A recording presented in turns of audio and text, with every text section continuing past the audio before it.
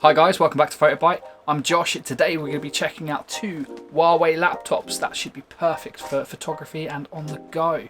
Right, let's get into it.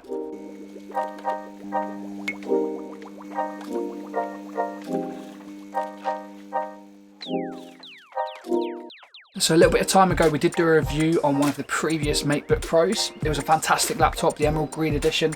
It was great for a little bit of gaming, great for a little bit of video editing, and perfect for photo editing. Had a really fantastic screen. And these two laptops here are very, very smaller brothers and sisters as such of those laptops, and I really think they're great for photo editing. So let's have a play and see what they do. So we have the MateBook 14-inch and the MateBook 13-inch here. Both of these are 2K touchscreen displays. The colour on these displays is absolutely fantastic for photo editing. We've tested these displays ourselves and they're extremely colour accurate, and the 2K display is really pin sharp, so you really can see all those details. They're quite bright as well, so in those sunny lit days. Under the hood, in the 13-inch, we've got the Intel Core i5, and in the 14 we have the Ryzen 7. Now both of these laptops, there's about £50 difference between them at current prices down below. Now for a little bit of gaming, you can run some of those more CPU based games, more of like your Counter Strikes, your Fortnites and so on and so forth. They run The Sims really well, which I quite enjoy The Sims every now and then from time to time. Jurassic World Evolution, they run those games perfectly fine. Just don't expect them to be running anything like your Cyberpunks anytime soon. One thing I do like about the 13-inch model is it does have this iPhone-like touch clicker, so it's like more of a vibration to it. The 14-inch is more of a traditional big old click. Both feature fingerprint login. The 14 does feature two USB slots on one side, a HDMI port, a USB-C port, and a headphones jack. The 13 features one USB-C on one side and one USB on the other side and a headphones jack.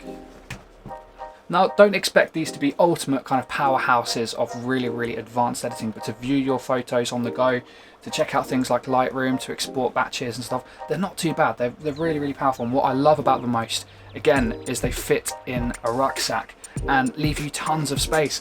I have a larger Asus Nitro 5. Let me grab it. This is my Nitro 5 and this thing is massive. This does have an RTX 2060 in it, but the one thing that annoys me about this is I cannot find a bag out there for love of money that fits this thing so I can take it on the go. It's not really designed for video editing, it's more of a gaming computer, but I still would like a rucksack that this would actually fit in, but unfortunately not. So on the go, that's where these guys fit right in absolutely perfectly. I can do a little bit of light gaming on them, a little bit of video editing, more so for photography for me. Now I cannot stress it enough, the quality of these laptops is absolutely fantastic. It really is that Apple-esque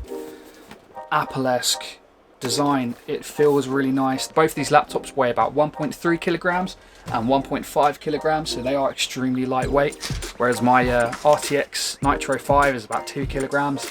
Absolutely beefy, and you always need to plug in the power supply to be able to get the full whack out of it. The chargers for these as well are really bag friendly. They are quite flat and low profile, just pop up and go. USB-C again. The only downside to these laptops really for photography is they have no actual dedicated card SD slot, but something like a simple dongle will do it. So the 14-inch does have a full-size HDMI out, with the 13 not. So if you do want to display it on another big screen, this is probably the way forward. Although you can get a dongle for this one, such as this right here, which will allow me to connect it to a full-size HDMI using USB-C. Personal preference for me, I do like the really small one. It's really nice and lightweight and will easily leave enough room for lots of other things in my bag, but I do like the slightly bigger one. It's about £50 more. It has more beef, it's a slightly bigger screen, but with that said, they're both very comparable. So what do they sound like?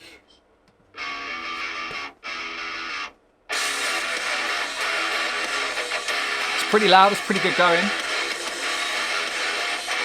Doesn't have a mass amount of bass, but still comfortable enough for me to watch a film. With editing on the go, these things are absolutely perfect. I just love to be able to just slip them on my bag. I know I really like to emphasize that with this. To be able to have this quality of screen, this quality of power and the lightweightness with pretty much an all-day battery life. I can leave this thing in my bag for a couple of days. I know it's going to be charged. So I've had this laptop sat in my bag for a couple of days, and I know it's always going to have a bit of juice. Currently it's been sitting in the bag for about 2 days, and I know it's got 66% left in it. You do have your traditional performance settings. You can have more performance or better battery life. But generally, or it's like stuck in the middle, 4 hours and 6 minutes remaining at 66%. And generally when I'm doing some processing as well, you know, if you're going to get like 4 or 5 hours or so just from photo editing itself, just from 100% battery. And with that said, guys, I really hope you've enjoyed this review. So please take care, like, share and subscribe, and I'll see you next time. Take care. Bye bye.